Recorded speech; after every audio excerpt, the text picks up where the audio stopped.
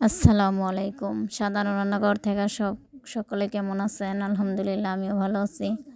আজকে দেখাবো সাধারণ রান্নাঘর থেকে নানান পদের মাছের থেকা বের হইছে শিং মাছ। তো সেই শিং মাছ দিয়া সুন্দর করে রান্না করতেছি। ফুলকপি আলু সব কিছু দিয়া এখন উশি আলু সবই ফুলকপি অনেক মজা, তিনোটাই নতুন তরকারি। তো পেঁয়াজ ভাজা হলুদ মরিচ লবণ সব কিছু একসাথে করে আদা বাটা দিয়ে লাইরা চেরা সুন্দর মতো কষায়া এই যে কষানো হয়ে যাই গেছে গা, এখন এটা দিয়ে দিতেছি। কফিটা দিয়া সুন্দর করে লাড়াচাড়া দিয়া কষায়ান একটু ডেকে দিব। ডেকে আস্তে আস্তে বাপে বাপে সুন্দর করে রান্না করব।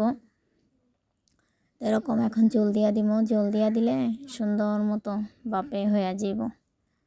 তো জলটা দিয়ে এটা বলকের জন্য ঢেকে দিলাম। তারপর এটাকে এখন মাছ দিয়া দিব। মাছ দিয়ে একটু হসপাতাও দিয়ে দিব, যেহেতু মাছটি ছোটো ছোটো দেখা আমি দিয়ে দিছি। তো টুকরা করি নেই, যেটি বড় টুকরা করছি, যেটি ছোটো এটি টুকরা করি নেই। তো আবার ঢেকে দিব। এরপরে হসপাতাটুকু এখন দিয়া দিব। হসপাতাটা দিয়া একটুখানি পরে এটাকে তুলা ফলাবো। এখনকার তরকারি অনেক মজা এটা।